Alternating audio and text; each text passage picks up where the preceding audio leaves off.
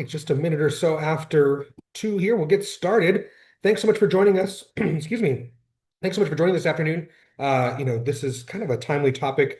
We've been talking, Art and Shundell and I have been talking about the business environment that we're in right now. There's a lot of uncertainty. People are kind of cutting back and dialing things back. And, one of the things that we focus on always and is kind of investing in our people. So we thought it'd be good, have a good chat. We're going to kind of just do a roundtable chat here today, just talking about some different ideas of how to invest in people, even when it is a little bit slow.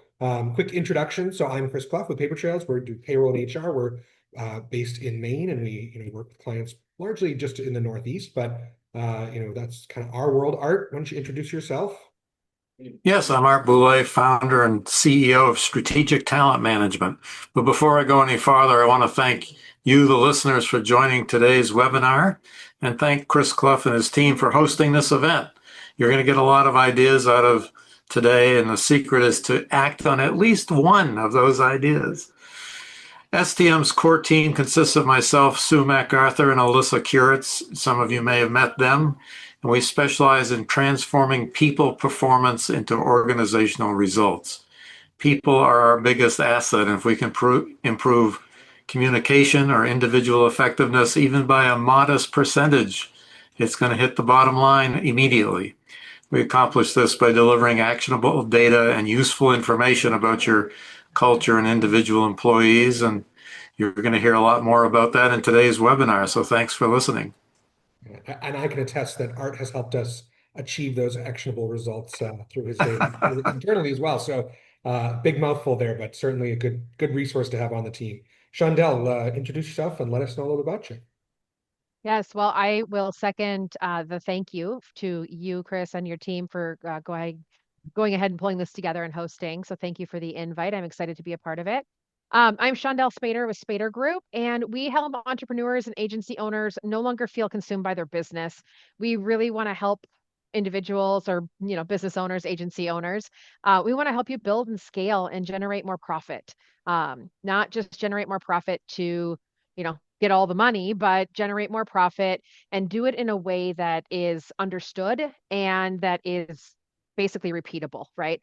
So we're watching and tracking and being really good stewards of what's the money, what's happening with the money. We can make better decisions long term. Excellent. Thank you so much. All right, let's dive in. So I do have the chat open. I have the Q&A open. So if you have questions as we're having a conversation, please feel free to drop those in. If they're not timely, we'll get to them at the end for sure. But basically, we want to kind of talk about this thriving versus surviving. I think we've being in business, particularly these last 5 years, has been a little bit of a roller coaster. And we're kind of at the the bottom of the curve, I would say right now. I think things are uncertain. The environment's a little crazy. Art and Shundell, what are you feeling with your clients in the marketplace with small businesses these days, and what's going on with them? What are you seeing for those trends? Go ahead, Go Sean. ahead, Art. We'll get good at this. We'll get good at this.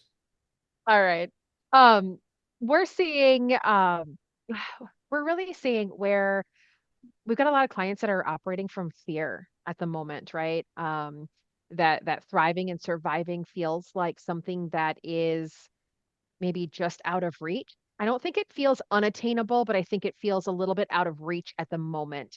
So we're having a lot of conversations about things aren't what they used to be. Help us strategize to get back to, XYZ, whatever that attainable goal might be.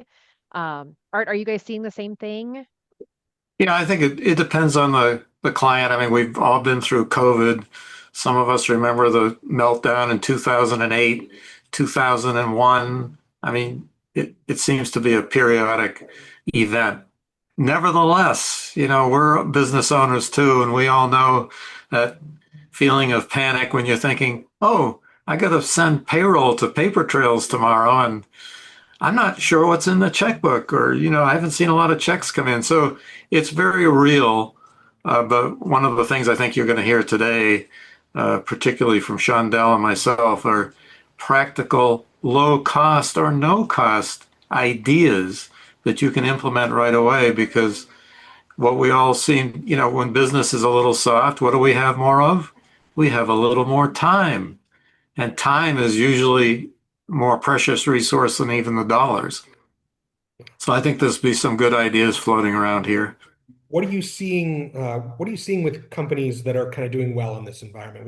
What are they doing that's helping them achieve their success and maintaining their goals? Are you seeing Well, I anything think they're else? keeping on, because if they're a good solid company, they've got a good history and they've got good staff, they've probably got something going on in ongoing business, not, I was going to say business development, surely, but ongoing people development, uh, training, education, spending a little more time with the client. I had a client in this morning and we were talking about exactly that, is that they were kind of bemoaning the time and effort to do training, but if you're doing it on an ongoing basis, and you're handling it as what can we learn from this project? Let's work on it together. Let's do a little delegation. Yeah, it might take a little more of your time, but it's not costing you any extra money on the payroll. So I think the good companies recognize that. Again, there's a few sleepless nights in there, but we've all been there. Uh, keep up the good work, I think, is really the mantra. Yeah, I think I can second that as well. Like we're seeing a lot of folks who, when they find themselves in that position of work is slow, but we have that solid team. If work is slow and we have these expenses going out, there's a lot of places where we can look at the budget or the reality of the money and say, okay, money's going out here and I can pause this or I can eliminate this. Well, that doesn't typically or comfortably for sure apply when we're talking about our people. So when we have good, solid people on our team, it's really thinking outside the box and saying, how else can I empower my team to still show up, earn their pay? Not that they don't want to or that they weren't, not that we're pushing them to do so. Like they're there and willing, but how do we help them think outside the box, be creative, and bring value to the table every time? So I know we've seen folks who they might create. Well, actually, I'll use our own example. We went ahead and recreated something that we call the knowledge drop, right? And that's a time and a place for our team to come together and talk about where did they have a win, right? Big, small, large, whatever it might be. Where did they struggle or stumble throughout the week? And what is something that they learned that is beneficial for the whole team to know? And what we're seeing, we've been doing this now for about 4.5, 5 months. And what we're seeing is the team is overall becoming a stronger unit, which means when team member A had an idea, a win, stumble, whatever it might be, a lesson learned, good, bad, or otherwise, they're able to apply that or share that with the rest of the team, and that the rest of the team is able to kind of take that out to the world, right? So we're seeing that just that growth, allowing that hour a week, they're here anyway, right? Like they're a part of things, and we have that capacity of we need to fill some time, and we've turned that time from what am I doing or what can I do to okay, I'm going to do something very strategic and very intentional, and it's helping them to think more about where did I win, where did I stumble, and where can I get support or offer support. I'm glad you brought that up because, again, at the group I was with this morning, that's been an issue. I've been encouraging them to have that 1 hour a week or less strategic meeting to talk about big subjects, strategic subjects. And of course, whenever you say meetings, a lot of us have been through 10 million meetings, and we've seen time wasted in meeting, yet another meeting I have to schedule. But I mean, there's some simple things to make those meetings effective. Keep them focused. The old rules about meetings: have a clear agenda, make sure everybody knows what it is. And as I told them, a lot of the things they need to get out of the way, they can probably do in 10 minutes. And they can use the balance of the hour, if they even need it, to talk about, as Shondell was pointing out, something more strategic, a new system, or how did you actually win that contract, or how did your coaching session go, and what can we learn? But again, it's not free. I mean, a meeting time with 8 people, or 8 times your salary. I get it, but we've got a little bit of time now, and that's time well spent looking at your strategic needs and strategic issues. What systems could we improve? Uh, and having one person share a learning, well, 8 people just heard your learning. So don't shy away from those meetings because of that bad word meeting. That's Uh, why we call it the knowledge drop, Art. yeah, knowledge drop. I like that. I'm going to steal that. I'm going to say I came I up didn't with a new trademark it. idea. You can have it.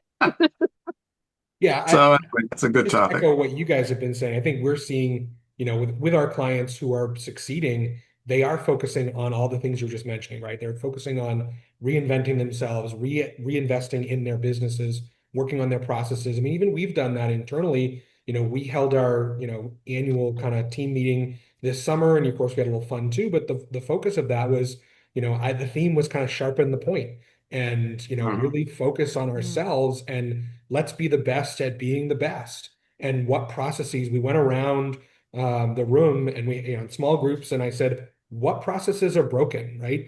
Mhm. What are you guys struggling with every day that we can fix? And unanimously, every group said, we don't have enough notes on each of our clients, right? And as we've grown, because it's all been in our head, now we're having to be a little more intentional about that. And so that's Mhm. projects we're undertaking internally. Our new business pipeline is not growing as fast as we would like, but we're certainly spending that time wisely and hopefully reinvesting in the business. And I think we're overlapping slides here, but I think it's, using the time that you have is really important to get good at being really good, right? And that's something we've seen. I mean, we have, restaurant clients who, that it's always a tumultuous industry. We have a few clients that are doing really, really well. And it's largely because they're focusing on what they do really well. They're not Mhm. cutting back. Everyone wants to, the second things slow down, they say, oh my gosh, I have to cut costs, I have to cut corners. And the folks that I think we're seeing succeed in general are the ones that are reinvesting and doubling down instead of, you know, cutting their way to that profit, right? And Mhm. that's certainly always a fear. But Art, you want to lead us through a little bit? Like we've kind of Sure. I was going to bled say, over that a little bit, but let's talk about kind of that using the time wisely. no, and we've just been chatting around the word training or knowledge sharing or what have you. But a lot of times, again, when it's sort of like the meeting or knowledge drop, we'll need a new word for training, knowledge sharing, maybe. We'll call it something different. But again, sometimes that word gets a bad rap because, oh, it's expensive. I got this program, we're bringing in consultants. And I know Chandel does things like that. We do things like that. But frankly, training, development, knowledge sharing does not have to cost any money. One of my favorite things to talk about with people is delegation. And we're all guilty of we grew up in our business, we started our business, we've run our business, we know how to do everything. Oh, it's just quicker for me to do it. You know what? It is quicker for you to do it. However, if you delegate and only expect the person you're delegating to not to produce at 100% level that you can produce, but if they can only produce to 70% level, that's pretty damn good. And that's educating them, that's sharing the load. And before you know it, in 3 months or 6 months or 8 months, whatever it takes them, they will be up to 100%, and you're free to do other things. So there's some training that really doesn't cost you anything more. As we've said before, these folks are already on the payroll. You have maybe you have a little more time. Maybe you just need a little more patience. I know I have lots of patience. That's a whole nother seminar. Yeah, now then maybe I shouldn't go there. My nose will start to grow. But again, Right. look for opportunities to maybe show somebody how to do something. Slow down a job so that a junior person can see what's going on and have time to ask questions. Uh, and find that more effective ways for people to learn, again, that doesn't require anything any major expense. What we've been doing, Art, is we've been out there documenting all of our processes, right? We've got our knowledge base out there now. Yep.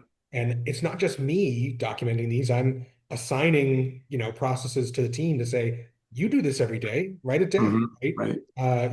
And that's certainly it's a delegation that I don't have to do all these, but it's helping them develop, gosh, what are the things I really think about every single time I do this, and why do I do it this way? And what do I need to tell someone else if I had to train them how to do it? So That's been a really good exercise internally for us as well. So our operations person has been instrumental in helping us develop and keep up to date on our SOPs. For the very reason of I can put it onto paper and it makes sense to me what I wrote, right? It might even make sense to my accounting team because they understand accounting and the background and how we do things, right? But my ops person doesn't have an accounting background. So she'll read through it. And I want, by the time we say like this is a finalized or as close to final, or they're always kind of a bit of a work in progress, right? But as she goes through it, I want her to be successful in completing the task. Now, I don't expect her to be the first or the fastest. I don't expect her to even have like the full confidence of like, oh, am I doing this right or fully understanding it? But what I do want is for her to have clear, I can go here, I can go here, I can go here, and feel like she's at least completed it because then we know we haven't missed anything or we've missed much fewer things than my, I'll call them cliff notes because that's how I'm going to put it down, right? Because I'm not, I might tell you this click, but I'm going to forget these three because they're just Mhm. repeat and, rinse and repeat for me. Um, so we have found that very instrumental as well. And I think, Art, I want to touch back too, like as we're talking about these junior people and we're delegating to them, when we teach them and we allow them that opportunity to grow, we're pulling them up the ladder, naturally, right? So now we're grooming them to reach those next levels, achieve those promotions Yep. and move on to, just a higher um I was gonna say higher rank, but like just a higher responsibility maybe in the business itself. And that is Well, part of that path of longevity, right? We want to keep our people, we want to retain our people. And I don't know, I love I when think people are there's like, a okay, teach me.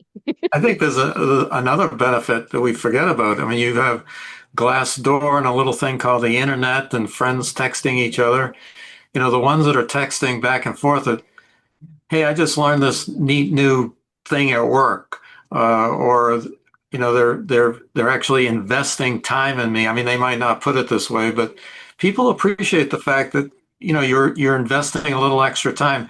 They know that they're only producing at 50, 60% of what you can produce, but they appreciate the time you're spending to do it as opposed to seeing you work overtime on a project that they think I could do that. Or maybe they could even do it faster if it involves computer and AI and a few other skills that I don't have, they might have.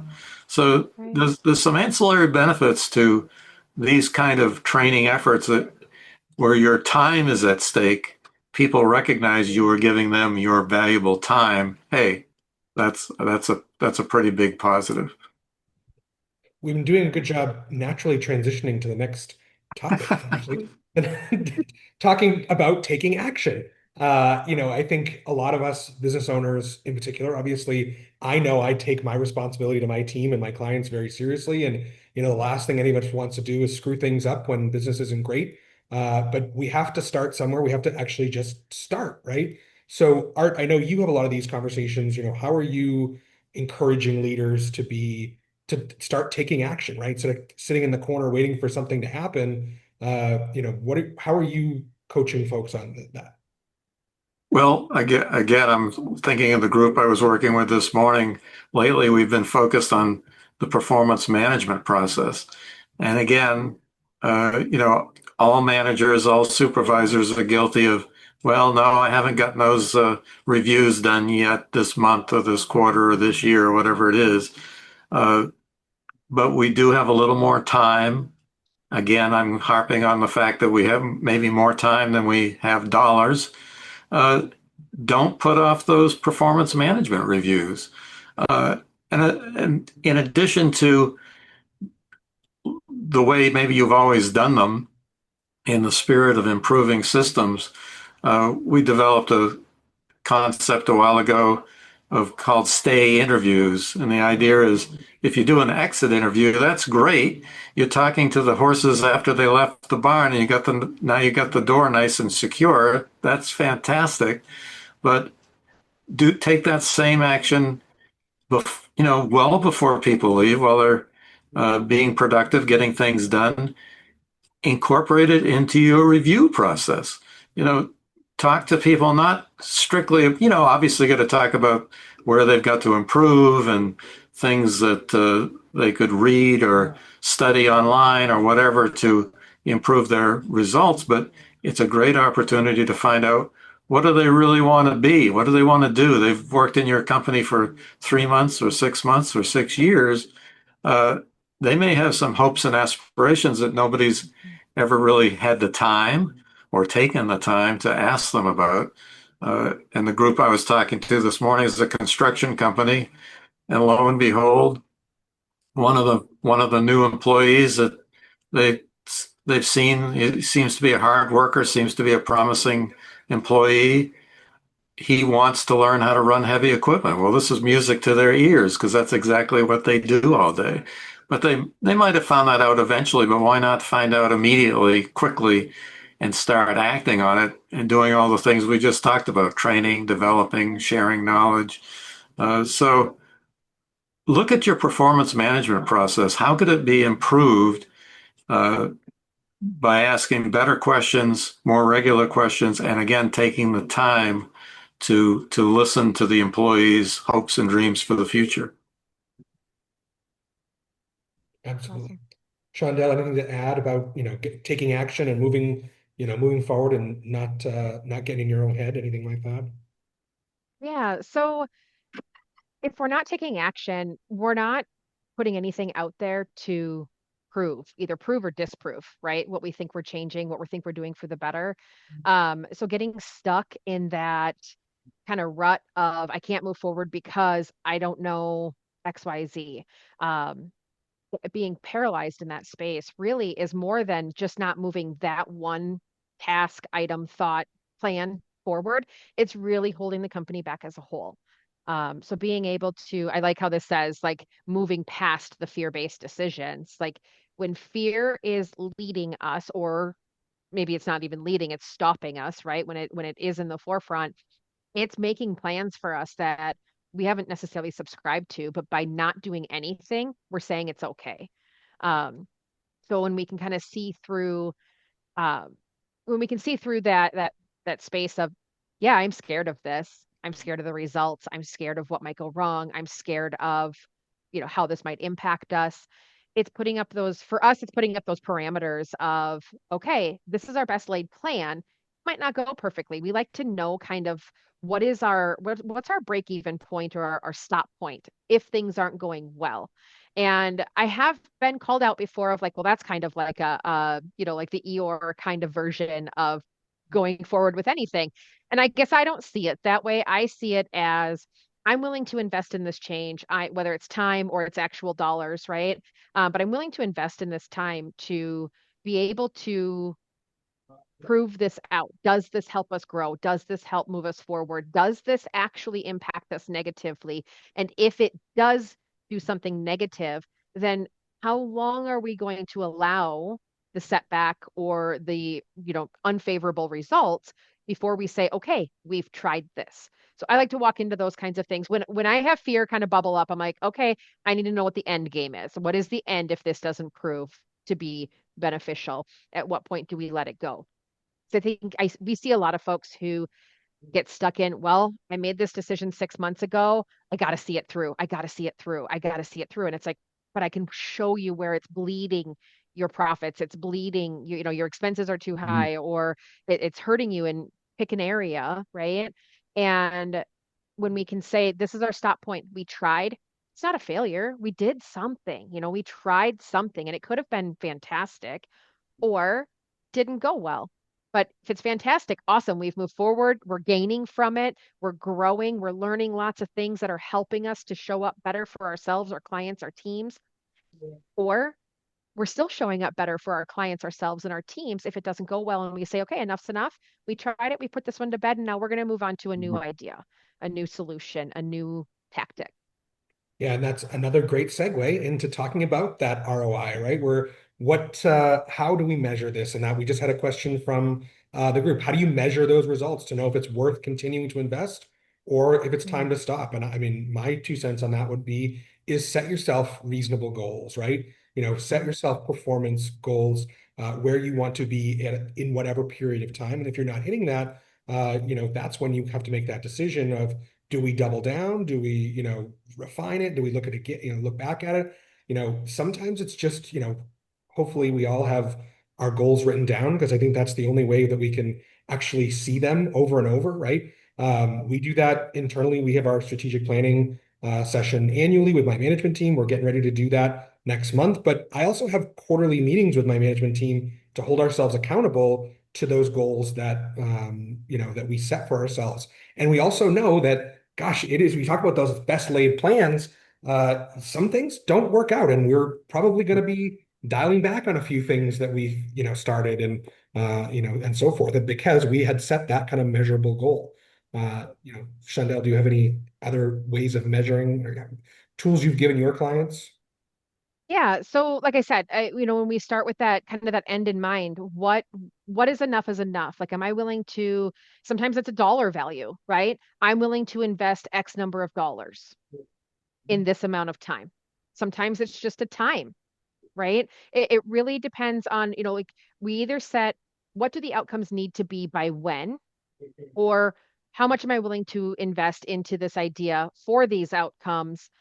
And again, that it's either time or dollars. For us, it's typically time or dollars in goals and things that we're implementing, with whether it's ourselves or our clients. How much time am I willing to put into this before before we say this is great or this isn't? How many dollars? So each new tactic or methodology is going to have its own parameters. So to say, like, I'm willing to invest $5,000 into every new idea, super irresponsible, right? Mhm. But to say I'm willing to invest, you know, X number of dollars because if we're going to put a $5,000 budget on something, like, I want to know why it's $5,000, because I want to run it for 5 months, and reasonable expenses consist of these 4 or 5 components, and it's going to total about $1,000. Then I'm making a $5,000 decision, and I can implement that into my budget, and I can make sure that as we're getting closer to that, that we're either seeing the results, and if we're not, then we just, it makes it more factual decision making versus emotional decision making, because nobody likes to think, well, gosh, this didn't go well and now I've failed, right? So it kind of takes that shame. I, Shame is such a gross thing in business. Like, things work or they don't. And when we keep throwing money at things that aren't working, like, that's a problem. But so often that's the first thing people will do. They'll throw the time or the money at it and continue to let it fester. And I would I would strongly encourage that, when we put those parameters in place, our people are able to say very easily, right? Like, this is working or this isn't. It just becomes more of a factual based conversation where we're able to make those decisions with more confidence. Um, the team, anybody who's working on it, right? Because these decisions aren't usually just us working on it, but the team is able to see it. It's not a surprise to anybody. We're 3 months in and it's not going well. The whole team should be able to see that when those parameters are really clear up front. I would add another ROI measurement, and this goes back to the discussion about fear, but a big a big source of fear in any group, especially among the 50% of the population who's more introverted, a little more reserved, a little more quiet. They don't necessarily want to speak up and say the emperor has no clothes, or the $5,000 initiative isn't working, or my my computer is too damn slow and I need something, faster. Uh, Fear in not speaking up results in we keep the same items keep showing up on our strategic planning agenda month after month, week after week, year after year. Problems don't get resolved. There's other ways to measure the ROI, again, in our experience, a lot of it has to do with the communication side. We're not speaking up. The right people aren't listening. We're not paying attention to the fact that, hey, this is the fourth or fifth or sixth time this subject's come up, and we talk about it and we never resolve it. Hey, we've all been there. My team and I went through this a while back and made some changes to the way we handle our meetings. They're more efficient, we get more done, and we're putting topics to bed. Yeah, I think that's great. And just talking, to wrap up the ROI conversation, I think as you're investing in your team and communicating and all that, sharing the goals and setting that up, I think the biggest measure of success is client retention and staff retention. I mean, I'm really proud to say that we've had zero voluntary turnover in almost 10 years at Paper Trails. I've only added to my team. And I hope that's because we take good care of them, and our clients are wonderful, and we stand up for our team when appropriate and train them well and reinvest in them. And I think that's a huge measure of success for most businesses. I mean, not to say, I guess, I'm very fortunate that this isn't true to me, but maybe you don't want everyone to stick around all the time, but that goes back to your performance management pieces, right? And working through some of that stuff. So I think, those are always good metrics to success, is kind of client retention, and staff retention for sure. So That's a great place to start looking at those numbers for your strategic initiatives that you want to talk about an hour every week. yeah. So let's wrap things up. Let's talk about kind of some low cost, or no cost ways to support our team, to reinvest in our teams, to grow our businesses. What do you got? I had one idea. I've thought of a couple places to raise it. It's an old-fashioned idea, but it's called a reading list. We maintain a reading list on leadership, which we update periodically with new books and so forth. That that it's the ultimate in self-guided education. The books are relatively cheap, but even beyond our leadership mantra, just last week we were talking about books that people are reading and exchange titles, and I put at least one in the mail to one of our offsite people. But and a good reading list is invaluable, and to listen to what other people are reading. This is one thing I love about going to conferences. Shondell and I were talking about a conference we both attend, and one of my favorite things of those is to learn what other people are reading or people I respect are reading. It's like, oh, maybe I should read that.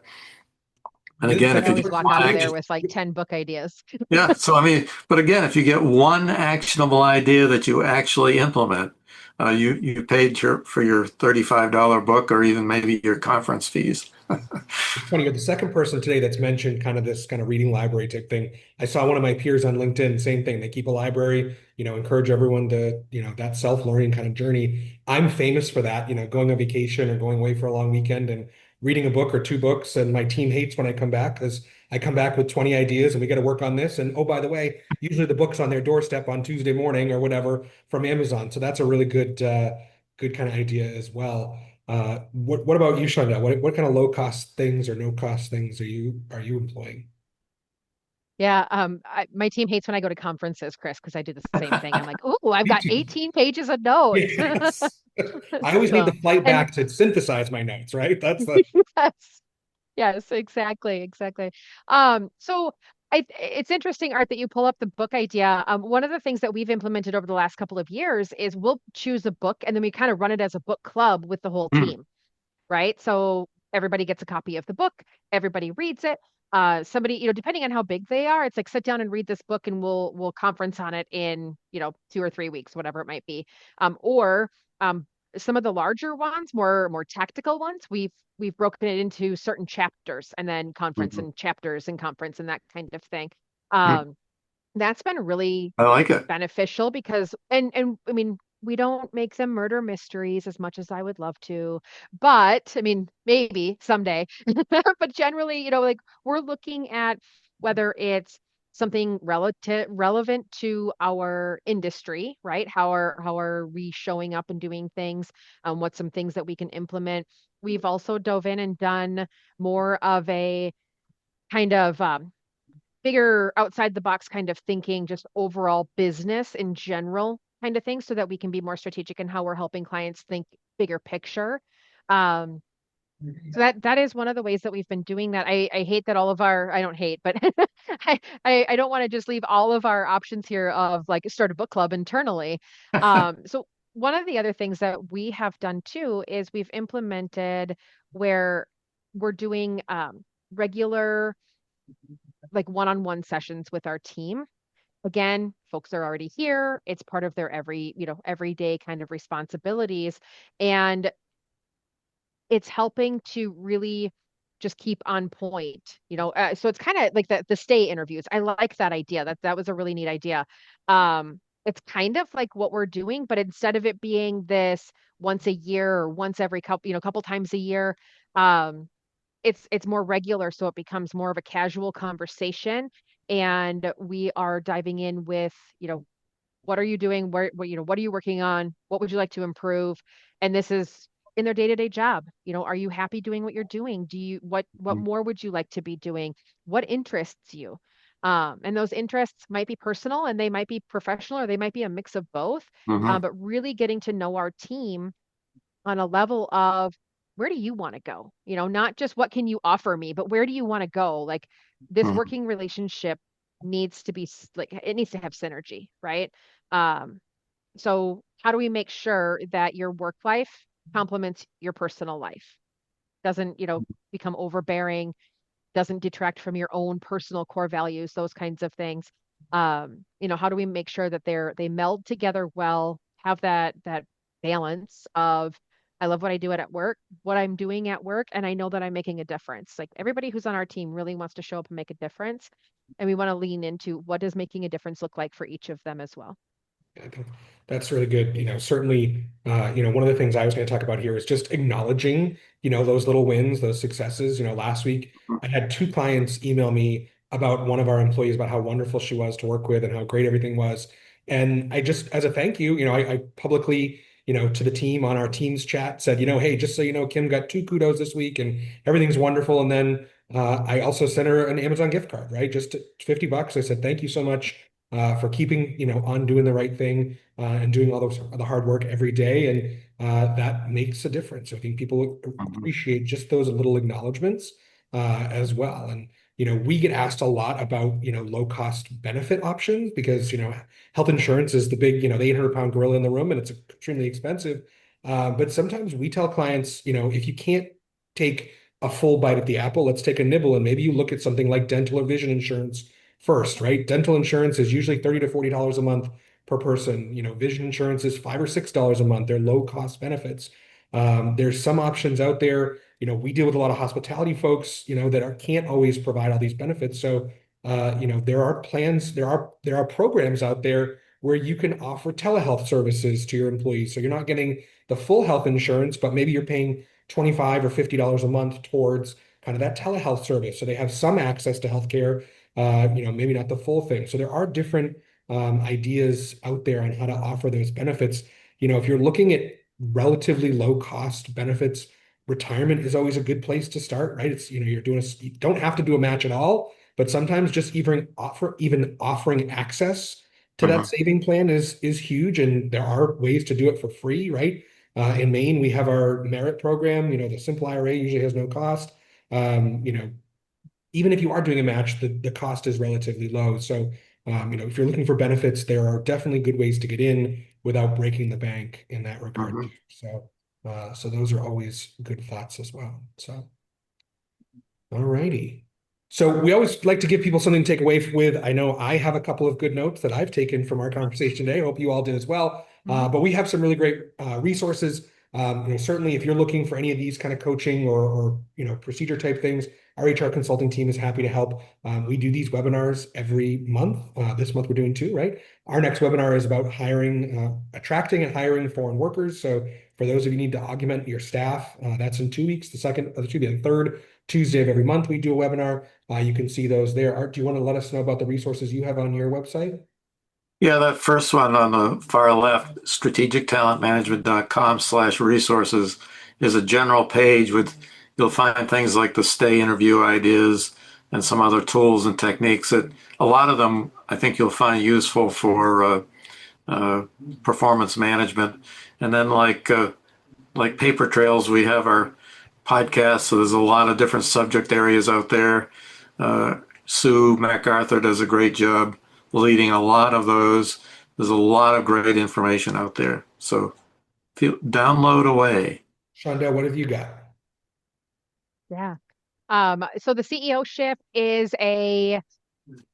podcast is a little bit of a strong word, but it's a conversational piece where I'm jumping in and interviewing with other CEOs and talking about really what that, what their journey was about diving into that CEO shift space, or into that CEO mindset.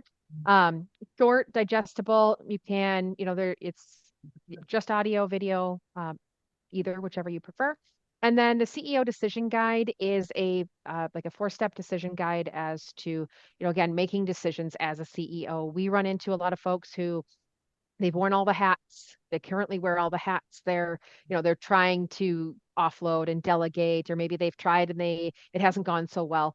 So we're trying to help with dive in, look at the CEO guide, and start kind of building those habits to make decisions as a CEO makes decisions. So, and of course, where that guide lives, there's other resources and things out there as well. So definitely click around and see what's out there that can possibly offer you some support. Awesome. The chat's open, the Q&A is open. Feel free to raise your hand. We're happy to entertain any questions or follow-up you might have. Certainly, we're all available. Shoot us an email if you'd like. We have been recording this. We'll post this probably tomorrow on our YouTube page, and we'll send out a follow-up email with the recording and the slides, and of course, all those resources that are available as well. So, but I'm happy to answer any questions. Everyone's always so bashful when it comes to questions. While the questions are rolling in, I was trying to find a place to leverage in one of my favorite quotes about education. If you think education is expensive, try ignorance. So do invest in your people. Yes. Absolutely. Well, good. Well, we don't have any questions coming through, but certainly, again, feel free to reach out to us all individually when that follow-up email comes through tomorrow. You'll get all of our contact information as well. And we're happy to chat about anything we can do to help you. So thanks so much for joining, everyone. I hope you took some things away. Like I said, I know I have some good notes. We're going to talk about our knowledge drop internally next week, I think, Sean. That one? I can't wait to hear. Yeah, so that'll be awesome. But thank you both for joining us, and we will talk to everyone so soon. John Dell, it's nice to talk to you. And Chris, thank you again. Thank your team for all their work. Wonderful. Thank you to you both as well. Thank you. Bye, everybody. Bye.